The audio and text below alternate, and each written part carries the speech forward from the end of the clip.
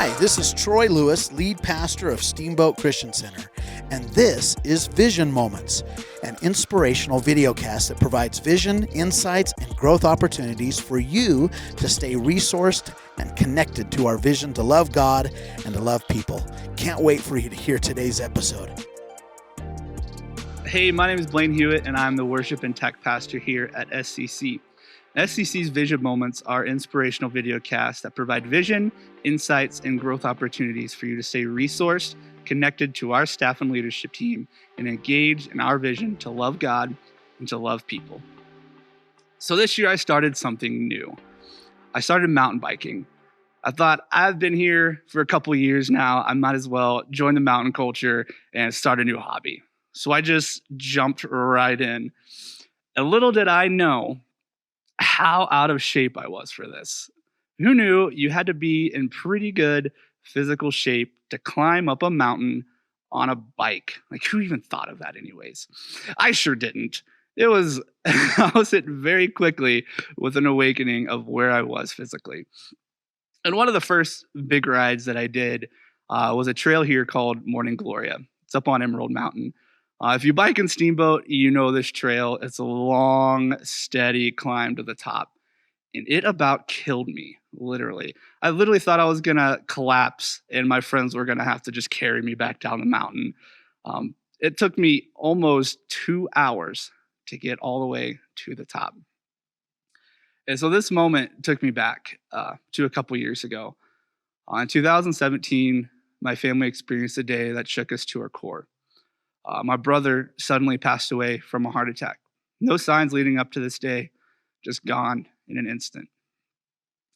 The feeling of pain and helplessness in that moment, something I'll never forget. And you immediately start to question God when a tragedy like that happens. Like, why would you allow this to happen? Why him and why now? You see, I could have used that as an excuse, and I could have let it define me, define my whole being in my future. I'm sure most of you have experienced the same things, similar pains in one way or another at some point in your life. But how did you respond? Did you let it consume your entire life and your entire reason of being put on this earth? Or did you let it be fuel for your life and use it for good? One of my favorite verses is John 10:10. Jesus says, "The thief comes only to steal, kill, and destroy. But I have come so that they may have life and have it abundantly." You may have been dealt a bad set of cards in your life, but our God is with us so that we can have a life filled with purpose and joy. He doesn't give us these lives so that we take on all the burdens and carry all of this heaviness around with us everywhere we go.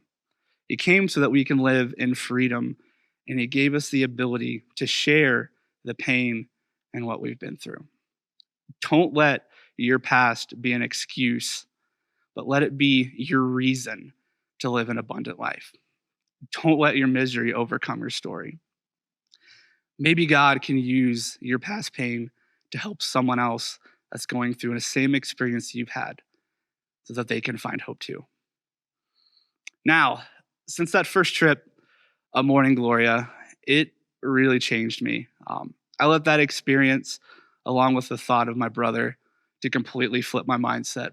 And at that point, I never felt more scared and more aware of my well-being. So for months, I used that to make changes in my life.